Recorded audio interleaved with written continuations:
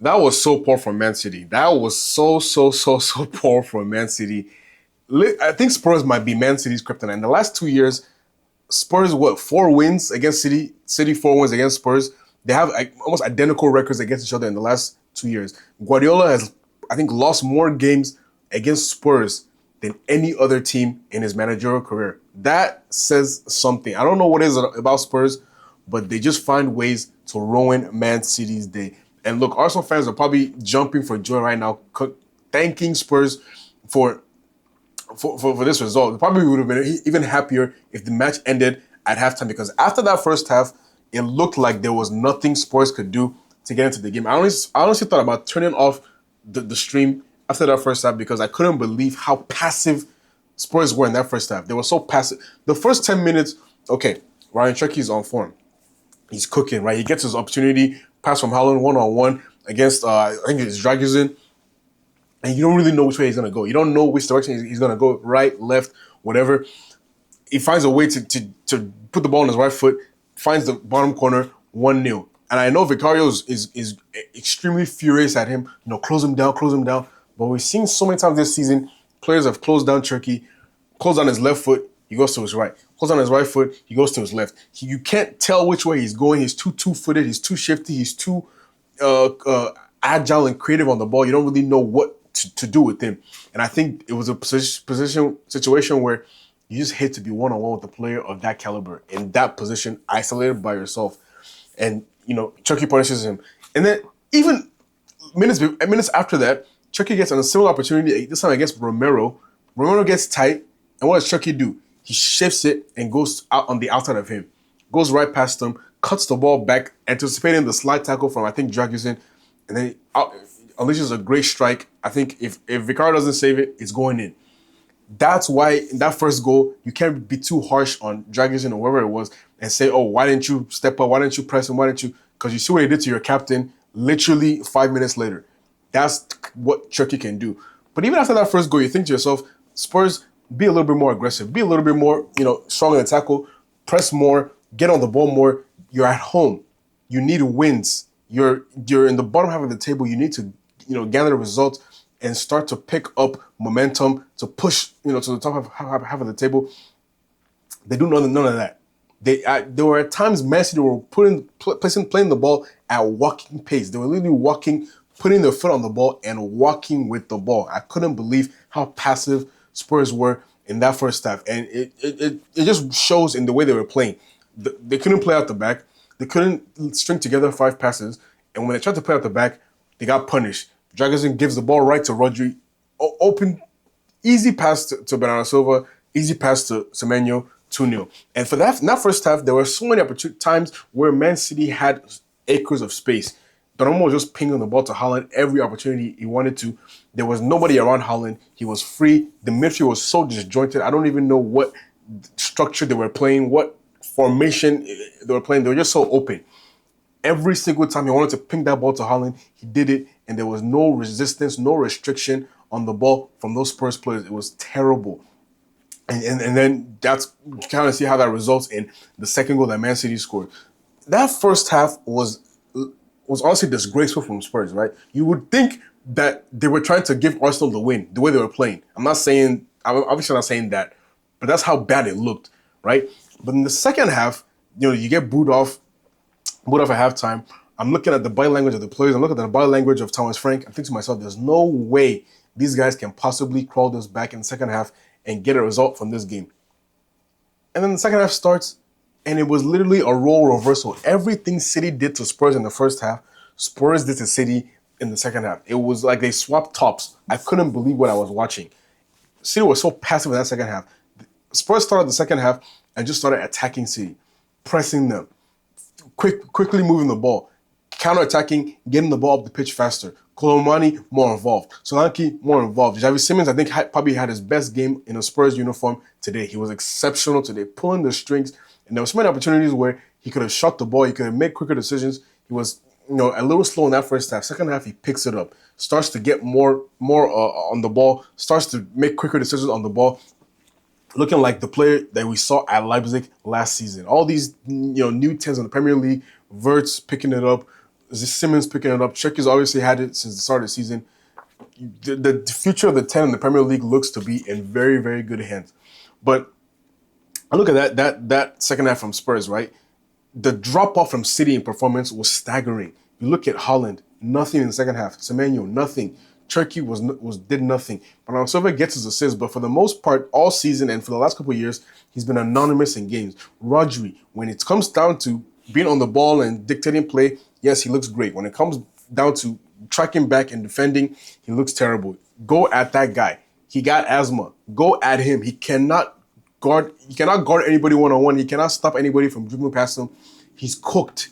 He's cooked. And Man City has to be looking at rotating that midfield. I'm not talking about like playing. I'm talking about bringing in wholesale changes in that midfield. Better midfielders, more athletic midfielders that can kind of take over from Rodri and Bernardo Silva. They've done their part. They've played their years, but I can't see Rodri. He was never really the most athletic player, and now that he's lost a step, he's even more slow. He's even more unathletic than he was before.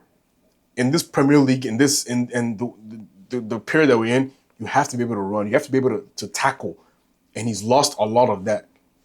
And he should have been sent off today. Actually, you could say yes, he gets the yellow card, but then the foul against Conor Gallagher kicking his foot, and then the foul against I think Odegaard in the second half, or Tell, whoever it was. Like, he could have had 3 yellow cards today, and he manages to get off with just one. I don't know how he does it. I don't know how Man City players do it. They always seem to get away with 1 yellow card, even though they deserve multiple throughout the game. But it is what it is. The goal that Spurs score to call it back to 2-1, that goal cannot stand.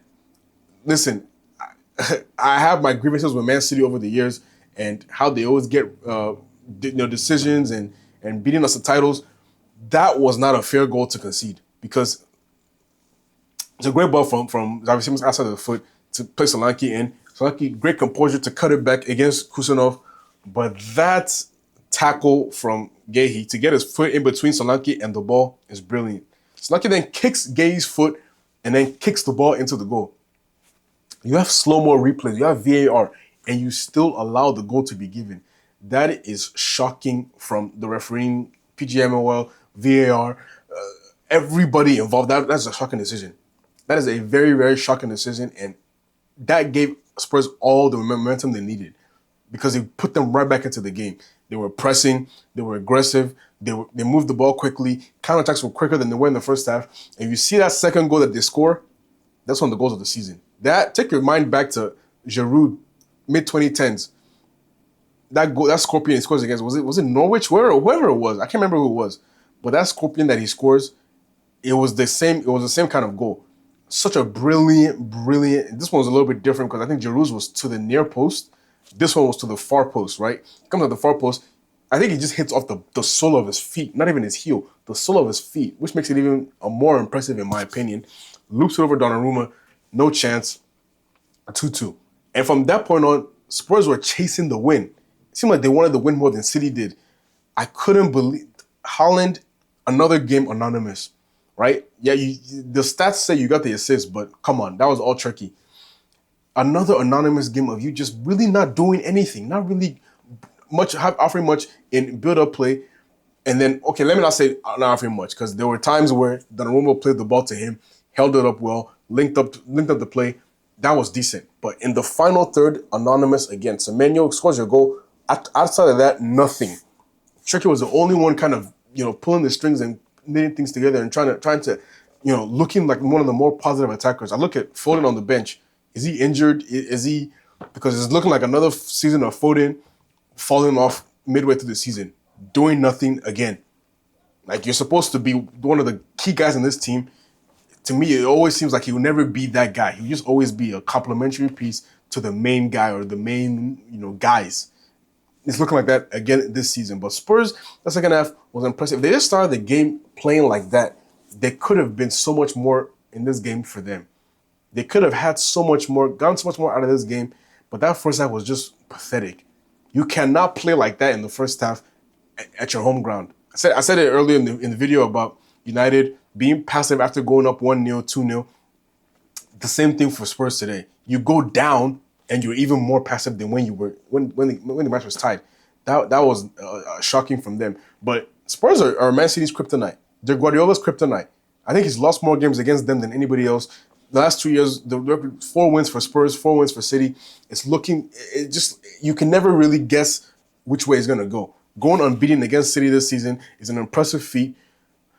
Spurs have to pick up, pick up a little bit of momentum, but it's nothing special, nothing crazy, nothing. They're still what, 13th, 14th in the table. I think 7 wins, 8 draws. What is that? 21 points plus 8, 29 points, whatever it is. Haven't even broken 30 points, and we're at match week 24. Like, this Spurs team is struggling, and I think what's happening with Thomas Frank is what happened with Postecoglou last season. We're liking your record in Europe in the Champions League. We're gonna see how far you can take it, and then make a decision from there. Because the league form, I can't understand Spurs. Why do you have to sacrifice such poor league form to do well in the Champions League? You can do both. Look at Liverpool, look at Arsenal, look at City, look at Chelsea. They're all in the top 6. So what's stopping you from performing better than you are right now? Poor again from Spurs generally. Yes, the second half was amazing, but that first half was an embarrassment. And honestly, they deserve to be booted off the pitch at halftime, because that was a shocking display from them. But you know what? Credit where it's due. You pick it up. I think Marguerite had an exceptional. I think he might have been the man of the match. That goal was unlucky to concede. It's a foul. It's not like something that should be allowed. It was a foul. I think other than that, his reading of the game was exceptional.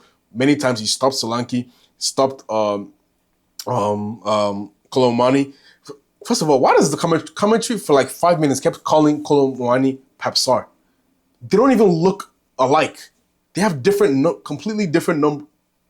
Oh, one's 29, one's 39. Maybe that's what the distract. But like, come on, bro, use your eyes. It's so obvious that that's not Papsar with the ball. I don't know why they kept calling him, but whatever. That's they like doing that. I don't know. It just bothers me, but it is what it is.